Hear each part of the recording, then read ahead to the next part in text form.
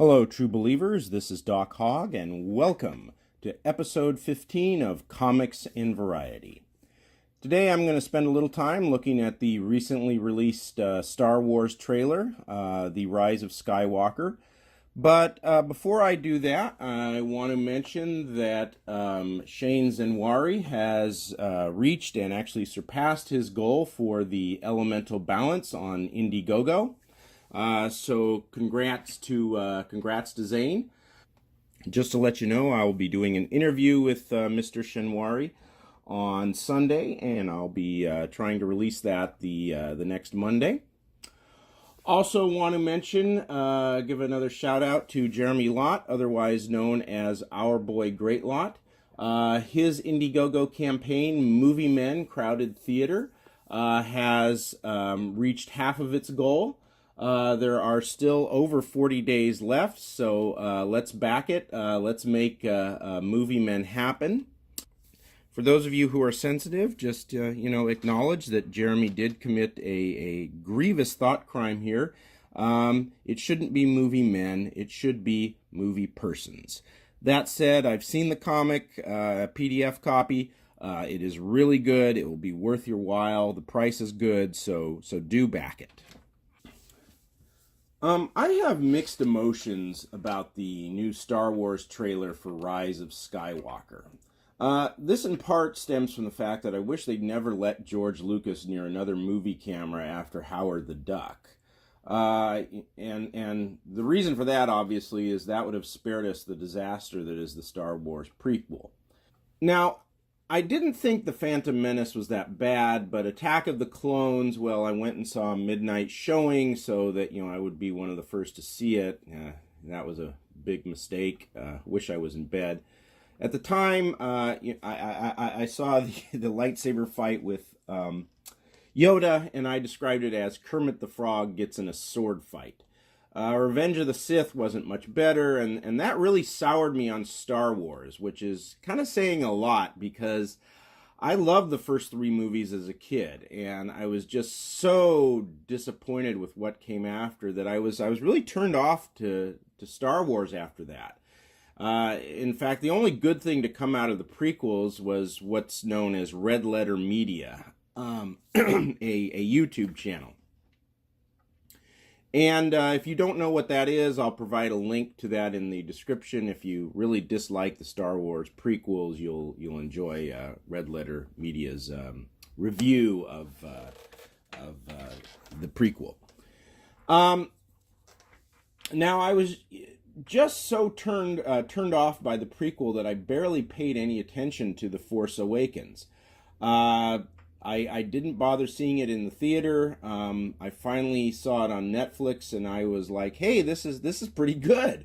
I kind of wish I had seen it in the theater. And I thought to myself, maybe we are back on track.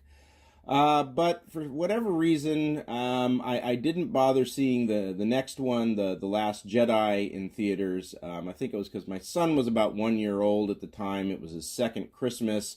I had just too much going on. And I'm glad I didn't waste money on a ticket, given how bad the movie was. I've been trying actually to watch Last Jedi on Netflix, and I can't finish it. I get about halfway and I'm bored. I just, want to go do something else. And that's why the new trailer for Rise of Skywalker gives me mixed emotions. On the one hand, the trailer looks very good. It gives me new hope. Oh, okay. I see what you did there.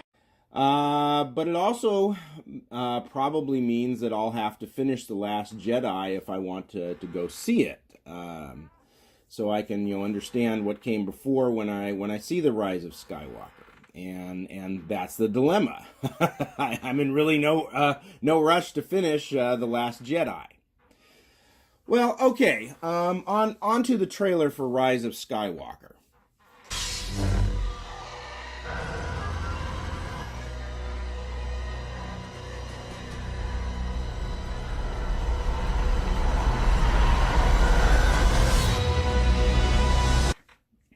Yeah, that scene's pretty cool. I like it. That could be a very good scene, and certainly indicates that this could be a pretty good movie. And then they end the trailer with this. No one's ever really gone.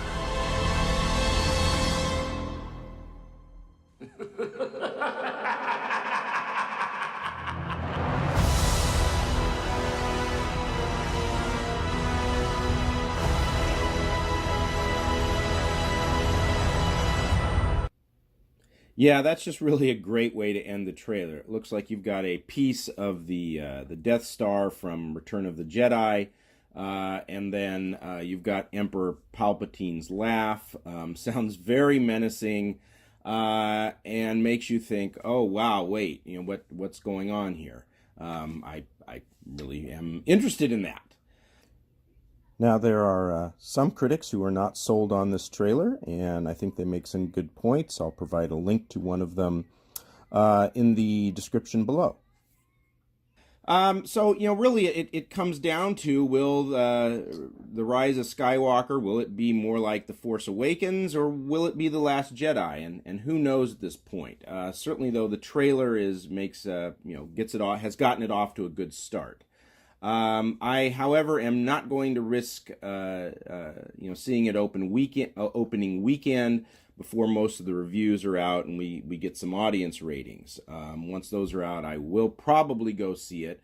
But for those of you who are just dying to see my review of this movie right away, sorry, you'll just have to wait. And I'll warn you, if the reviews aren't good, you'll have to wait until the movie hits Netflix.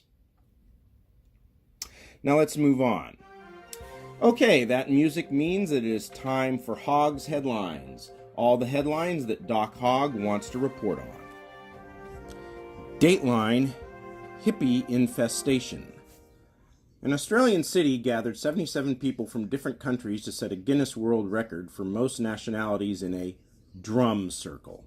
The city of Stirling organized the Harmony Day Drum Circle at the square in Mirrabooka, with the 77 participants being invited to dress in the traditional clothing of their home countries while playing African drums. The drumming was led by Aquaba, a professional African percussion group. Quote, "This really showed how diverse Western Australia is. When people come to this country, they bring a lot of positive culture and influence with them," Stirling Mayor Mark Irwin said. They could come to regret this.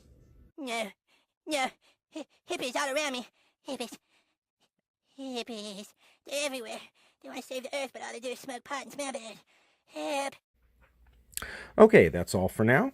I'll provide links to the Drum Circle story and also links to the Indiegogo campaigns for Elemental Balance and Movie Persons.